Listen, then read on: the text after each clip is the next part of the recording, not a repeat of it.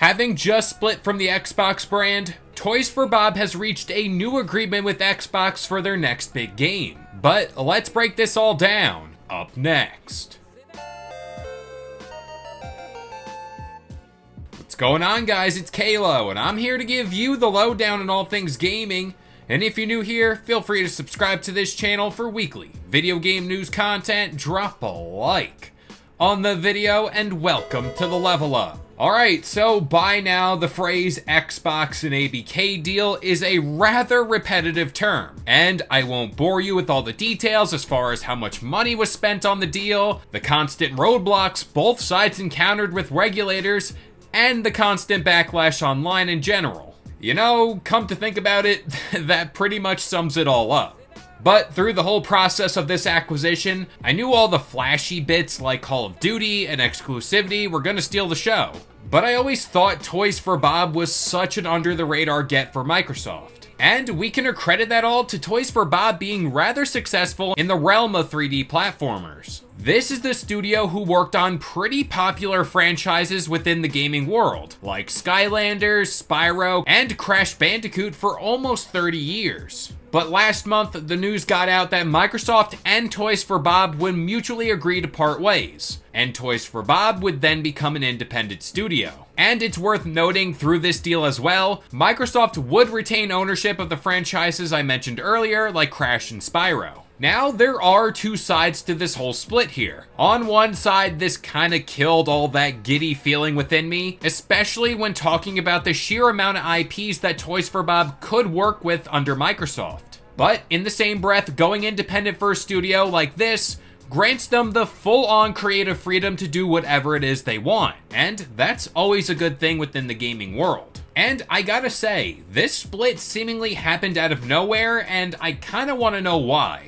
Well, according to this article from Jez Corden and Windows Central, quote, sources have indicated to me previously that Toys for Bob's culture didn't gel well with Activision's oft-restrictive corporate mandates, and they were excited for the opportunity to spin out as independent in agreement with Microsoft. When they initially spun out, they released a statement indicating that they were confident that they would work with Activision and Microsoft in the future. It now seems those talks have bared fruit. And yeah, you could argue the fact they could have done this over at Xbox, seeing how games like Pentiment, Grounded, and even Sea of Thieves all spawned from this creative freedom that Xbox gives its studios. But thanks to this new report from Jez Corden and Windows Central sources, Xbox and Toys for Bob have now finalized an agreement with Xbox to fund their first independent title. Now we gotta bring up the next point.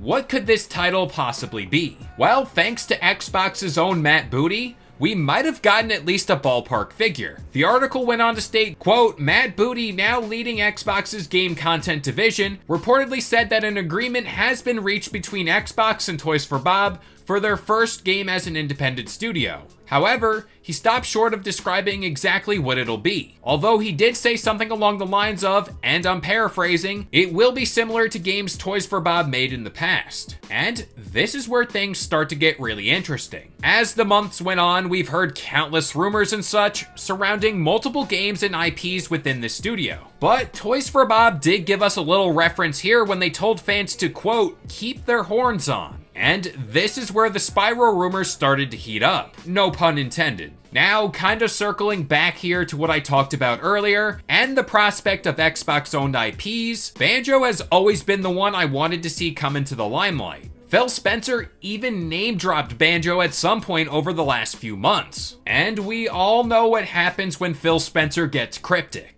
Long story short here, I think we can fully expect this game to be a 3D platformer, which, hey, I love the sound of that, but I do think this is either gonna be a Spyro game or a completely brand new IP. And when talking about Toys for Bob here in this agreement, I've always said a studio like this gives Microsoft some sort of mascot recognition, and this is to a wide range of gamers. Sure, we have the likes of Master Chief and Marcus Phoenix as our bannermen, but at the same time, you can't argue the point that characters like Crash and even Spyro do have some recognition of their own within the gaming world. But with all that being said, I'm gonna pass this question off to you guys. what do you think this mystery game could be? So we're gonna list them from order of least likely to most likely. So I'm gonna go new Crash game, that's least likely.